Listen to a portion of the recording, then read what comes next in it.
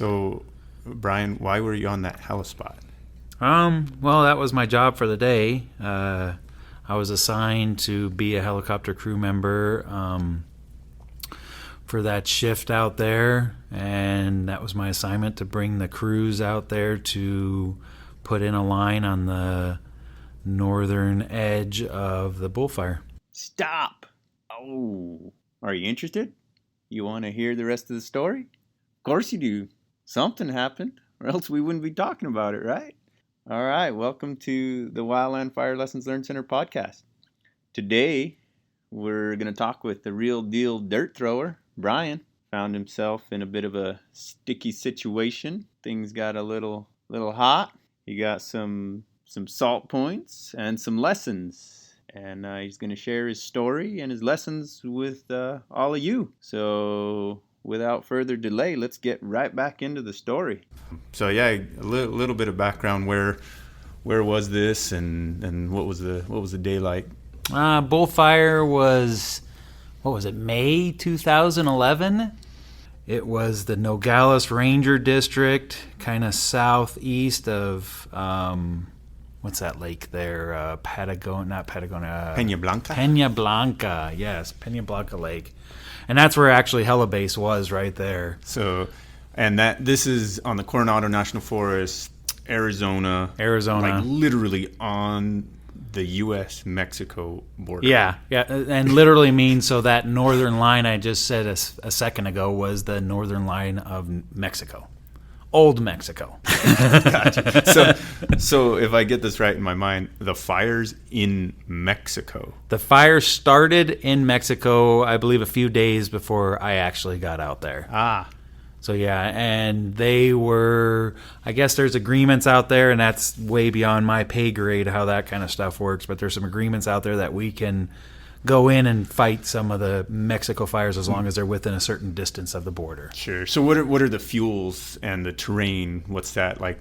Fuels, brush, grass component out there, primarily grass, a little bit of brush. And what's a typical tactic? Not everybody knows how you deal with fire. Typical tactic out here is to kind of back off, burn down in the drainages, or if you have to do kind of a direct attack, we go into the swatter. So swatters are pretty popular out here. Swatters, yeah. Which you don't actually swat with.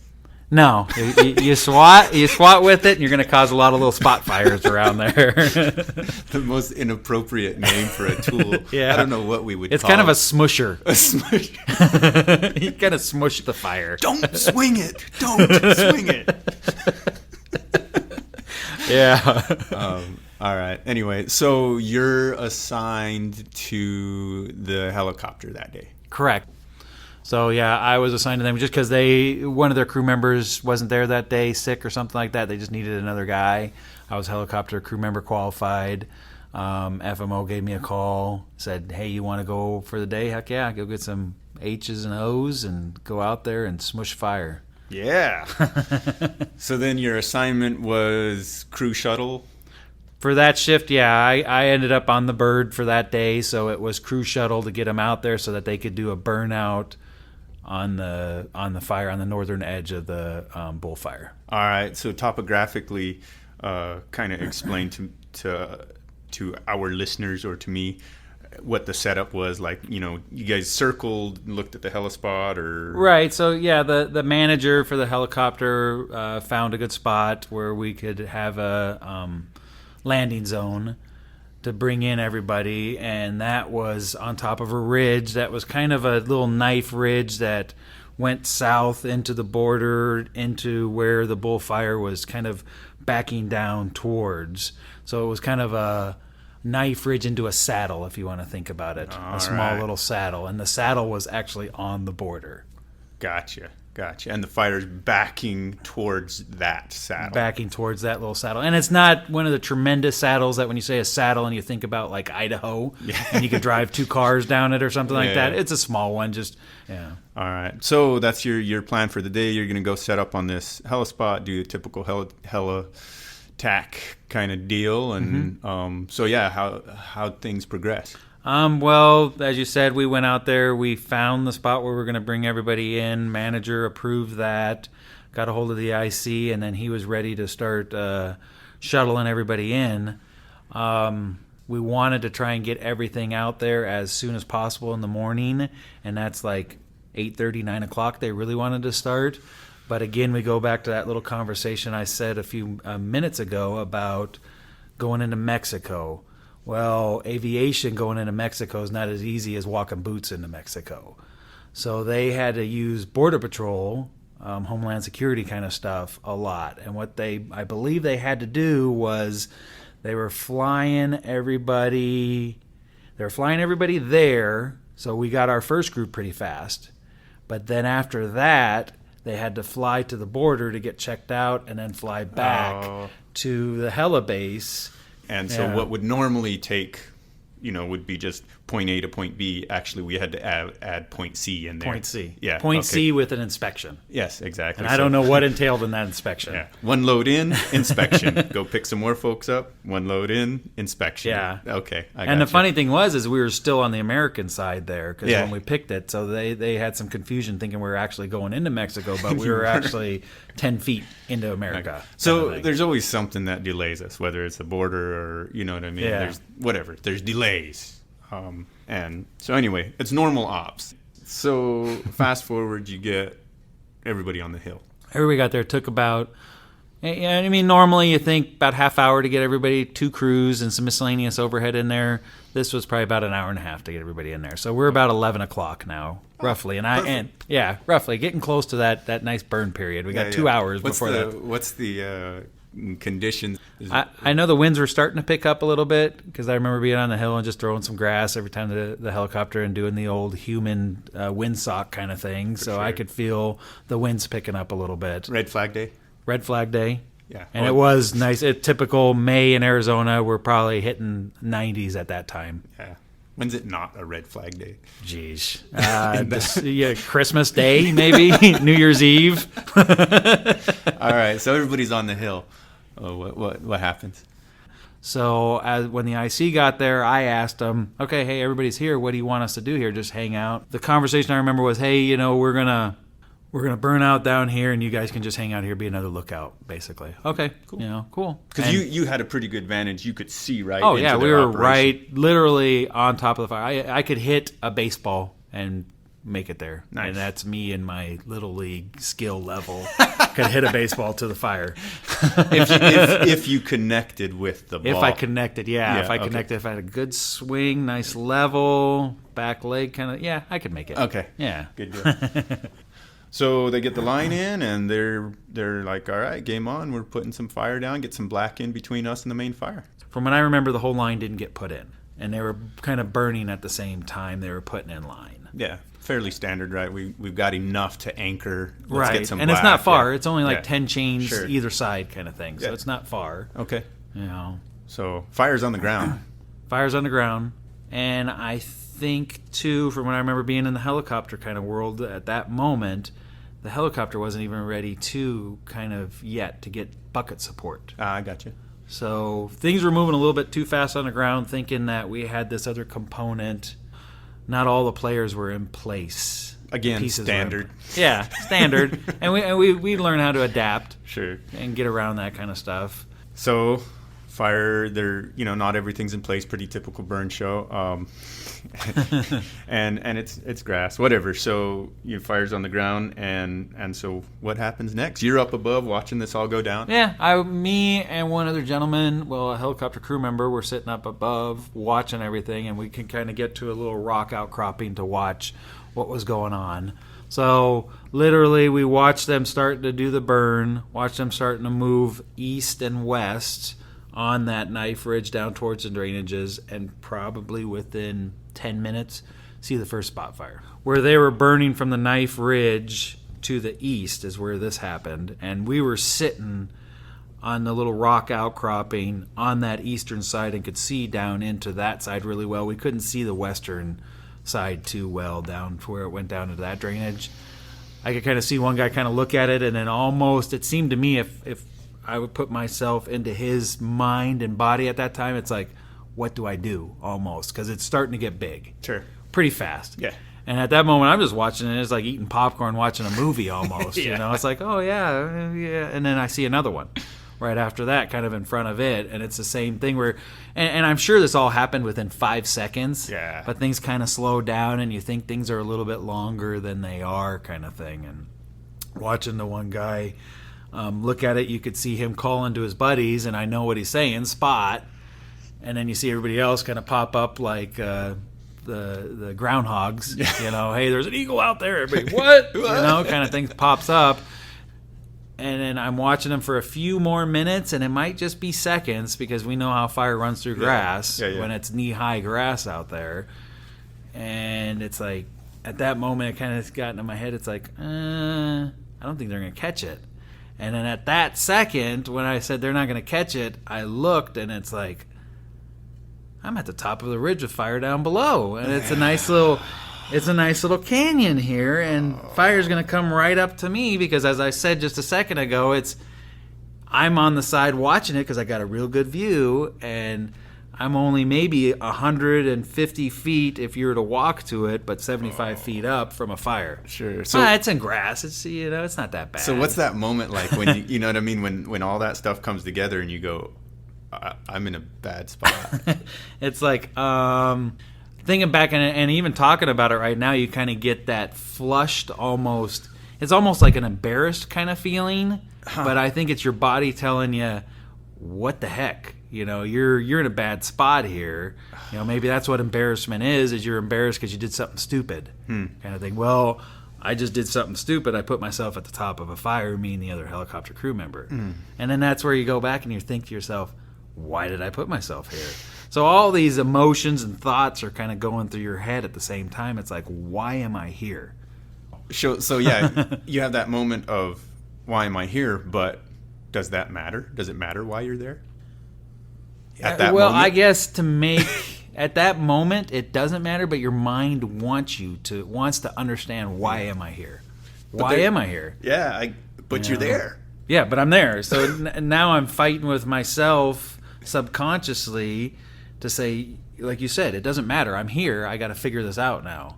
I got a problem. It's ahead of me. And that's what, throughout our years in the Forest Service, that's probably one of the best assets we have is we're problem solvers on the fly. Sure.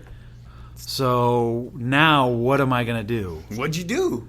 And that's where you go back to your training is what I think is probably the biggest thing is you get into that situation where you're flustered, you're flushed, you're confused, you're angry. What am I going to do? Okay, I'm going to go back to my training. And I think it's an automatic response at that time. So it's like, what is our training in that situation? Well, I've got to get out this way. What's the best thing to do?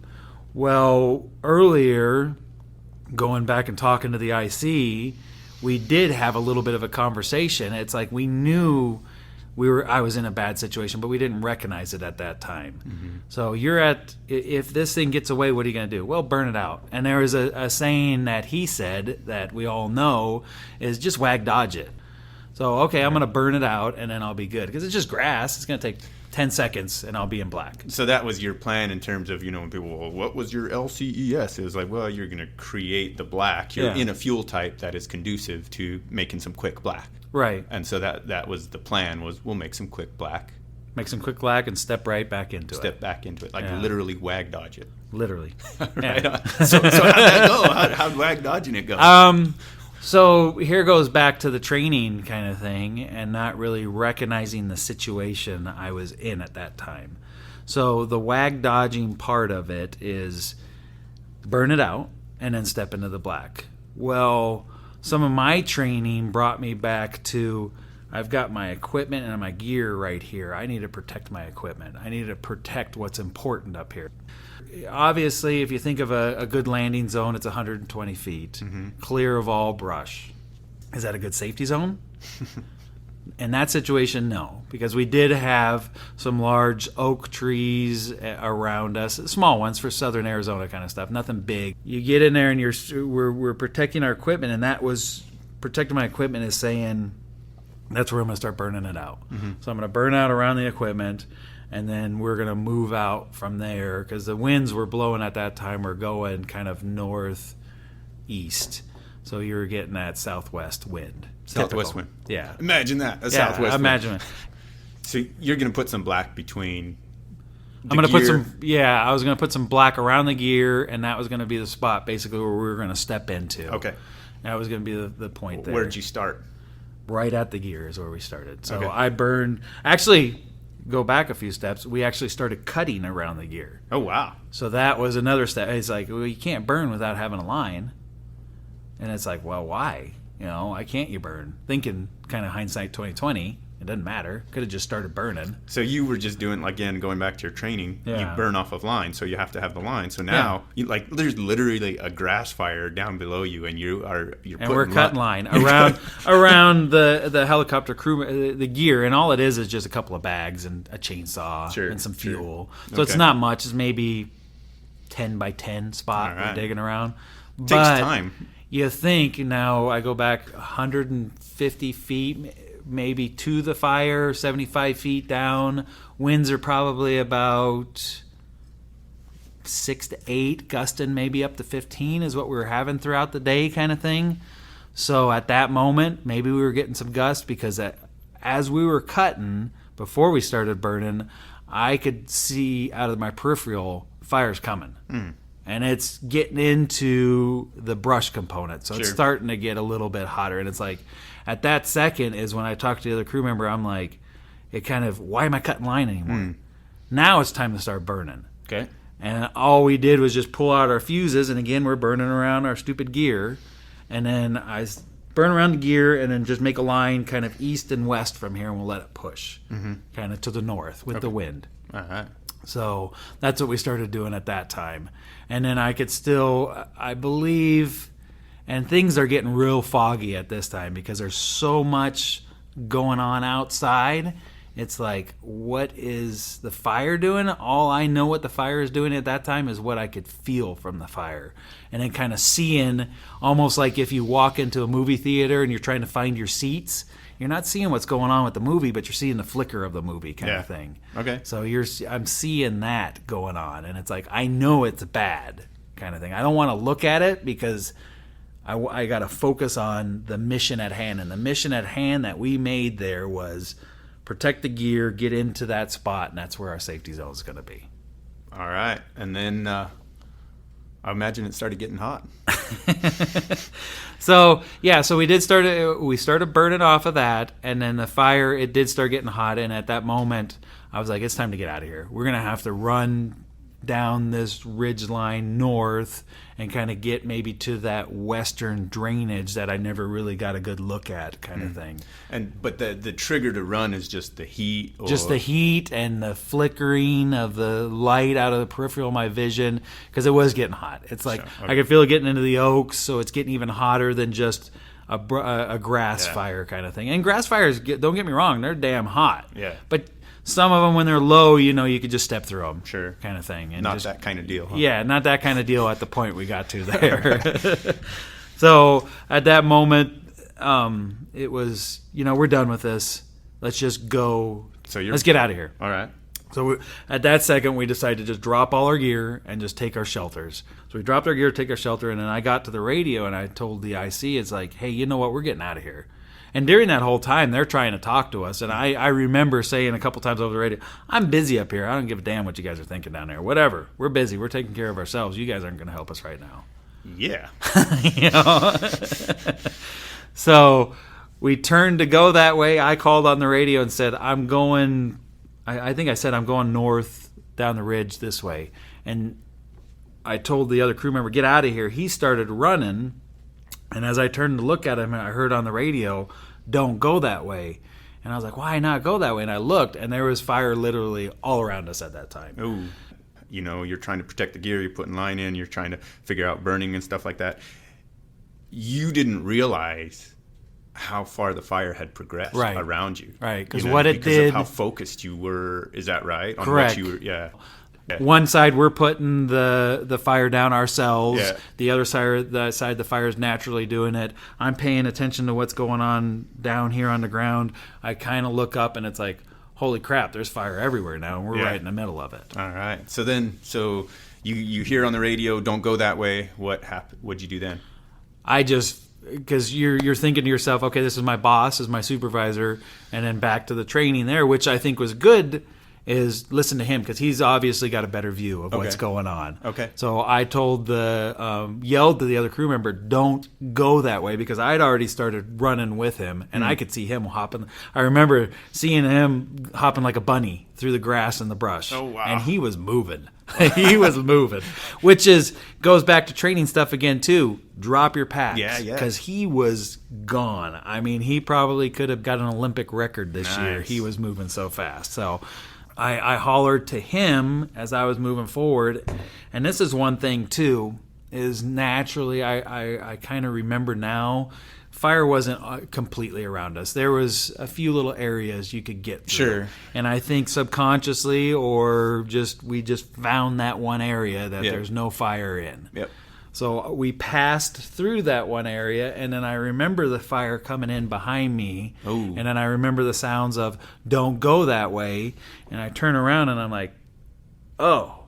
And that's when I'm thinking, how am I going to get back through this up to where I want to be, kind of thing. Which is the helispot. Which is the helispot. But one good thing I do remember is the helicopter did come back online by that time, and he had a bucket. And I guess talking through the AARs and stuff like that, he was trying to get a hold of us, but we had so much going on, the radio traffic and everything.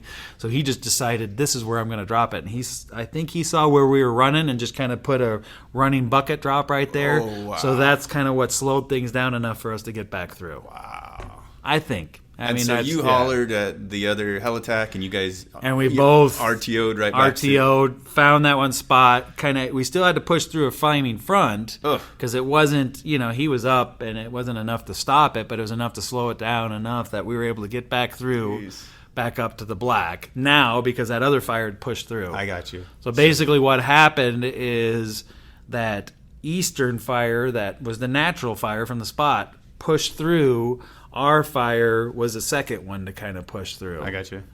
So you made it back into some black. So we made it back into some black. So everything's good, right? No big deal now. Yeah, everything's good.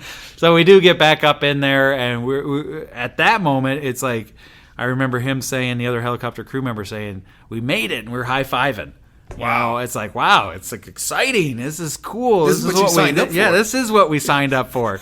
And then we're talking through it. The IC, he finally gets up there maybe after another 10, 15 minutes of letting things cool down. And then it's like, then everything calms down. And it's like, I start feeling some pain in my legs, pain in my arms. My face is feeling kind of effed up, Oh. And I'm looking, and I've got some good burns throughout, kind of thing. Yeah. So you realize you got some burns. Yeah. And you guys go into... Yeah, we told at that moment, I really just picked up my leg, my right leg, and looked at it, and it was burnt all the way up. And then I showed the IC that, and I'm like, look at this. And he was like, oh, shoot. And then that's what started. And honestly, within maybe 20 minutes, we were flying out of there to the hospital kind of stuff. Right. So things worked out pretty good after that. All right. So crazy stuff. What's the lessons? What do you think about it? One of the lessons for me is that I don't want people to kind of get into that situation. So if I stay in this business, which I decided I have, obviously it's been 5 years. So what am I going to do from that? What am I going to learn from that kind of thing? And one of the biggest things that I think I've pulled out of that is when to use training and when to kind of recognize your situational awareness and use that. And what I mean by that is, so training teaches us over the years, you do prescribed fire, you got to put down a line, you got to burn off a line. Well, why didn't I just burn right away? I guess I'm in the green between two fires is what's going to eventually end up. Yeah. So I'm starting a fire at my gear, and I'm letting that fire push away, and then that other fire is just naturally going to burn up and hit that nice black fire and go out. But that's what you wanted? That's what I wanted. Okay. But what'd you do? I scratched line around my packs, and then we burnt around the packs, and then we started, once the packs were burnt around, then we were going to start moving towards the east and the west. Okay. So if you had it to do over again, what would you do? I would have probably just went east and west. I would have just started that. Just make as much black as you can. If I was that far into it. If I had to do the whole thing all over again, I would have just went down the hill the 150 feet and went to the black that was already the other fire kind of thing. Because we could have made it there. Yeah. But in all the time that it took for me to recognize these two guys down there yelling spot fire, trying to get to the spot fire, then this is our place of protection. This is our point to protect right here. This is where we're going to make our last stand, if you want to say it that way, kind of thing. All that kind of brought things into too much timing. Yeah, and that's that whole, like, trigger points. You know, when do you use the escape route? When do you get in a shelter? When none of that stuff is really articulated. That's all just left to us individually, right? And that's another thing too that you bring up. So the shelter thing is probably another thing that I would have done differently. I would have pulled my shelter out of the pack. I never pulled my shelter out of the pack, and neither did the other guy. We never did. Out of the plastic package. We had it in our hands in its little bag, and that was it. That's as far as it went. So we never pulled it out of the plastic bag to use it. And one of the things I think of is I could have used it like Captain America's shield and kind of protected myself from some of the fire. Why didn't you just do that? When do we train that? That's one thing that brings back in my head. When do I train that I'm just going to stand there and maybe hold off a front just to get through it because it's a grass fire? When do we ever train that? I always train that I've got 30 seconds to get into the shelter or it's a bad thing. And then somebody's going to shake it, kind of thing. And I better be on good ground. Yeah. And I better be in an area where it's not going to get under. What you're saying is you never practiced the decision. I've never practiced the decision to just pull it out to use it as a shield, or we always practice the decision to lay down into it, kind of thing. But to me, that might almost be too much time into thinking that, because we always make it to where it better be a time that is now. Kind of thing, and it better be perfect. What about the negative connotation of pulling a shelter? Did that have any sort of... That did, because I remember faces coming up and being a little cloud in the sky with a face on it, kind of thing, saying, now you're in trouble, you know, and... Like literally a face telling you... Well, it's subconsciously, you know, you're thinking saying. Those people that are important to you, decision makers kind of stuff, that have trained you on these things are saying to you... Wow, you're really going to pull your shelter out? Oh. You really got to use it right now? And it's like, you know, no, I don't. I can fight through this. Oh. You know, those kind of things. Oh, man, that is our, I think you said it earlier, we're good at fixing things on the fly, but that's like that skill kind of boning you in the moment, right? But I think... that's one thing I said. If there's something I could pass on to somebody else, kind of thing, is just get in this. Just open it up, get into it. What does it matter? You know, if you don't use it, they're just going to end up in the trash anyways, or end up be a practice thing, or somebody's going to warm themselves with it one night or something. Who knows? It's just going to be trash. It's a piece of equipment. Yeah. That, you know. All right. Well, I think that's a good place to end it. Thanks for your story, man. That's amazing. And. Yeah. How the hands feeling these days? Oh, they're fine. Yeah. I think now I'm getting old and I feel arthritis in them. All right, you heard it. There's the guy that's been in the literally been in it and passing lessons on. Thanks again, Brian. Yep, no problem. All right, there you have it. Lessons directly from the source. What are you going to do? The ball's in your court. You're going to practice making that decision. You're going to talk with folks about that hesitation to pull a shelter. Take Brian's story, his lessons, do something with it. Thanks for your time, and check us out. YouTube, Facebook, Twitter, our homepage, wildfirelessons.net. Give us some feedback. Tell us what we're doing good, bad, what you'd like to hear about. Help us make this stuff relevant, and see you next time.